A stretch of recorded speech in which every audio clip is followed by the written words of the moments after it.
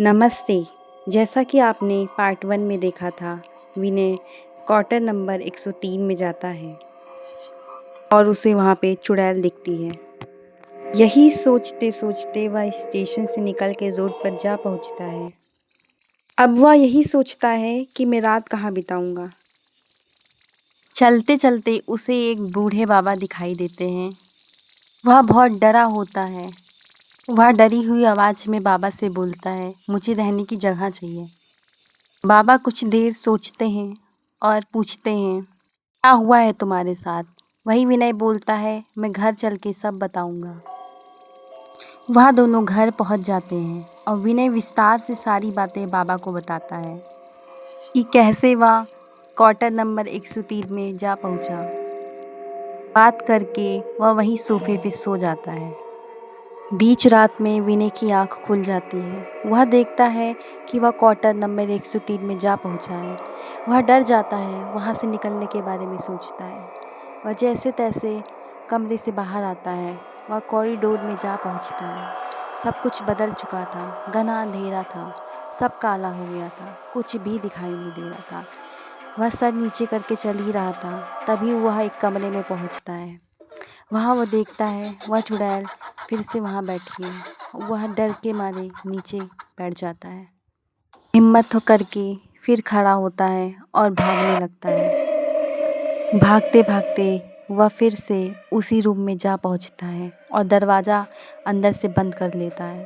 वह बहुत घबराया था। वह सोच रहा था, मैंने क्यों किसी की बात नहीं मानी। बहुत घबराया था। अचानक तभी चुड़ैल उसके सामने आ जाती है और उस पे वार कर देती है। तभी विनय बेहोश हो जाता है। वहीं बूढ़े बाबा देखते हैं विनय सोफे पे नहीं होता है। वह बहुत डर जाते हैं कि विनय के साथ कुछ बुरा तो नहीं हुआ।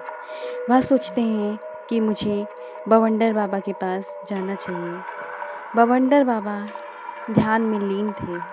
वह भागते भागते बवंडर बाबा के पास जा पहुंचते हैं और बाबा को सारी बात बताते हैं कि उसके साथ क्या हुआ था, कैसे वो दोबारा क्वार्टर नंबर 103 में जा पहुंचा।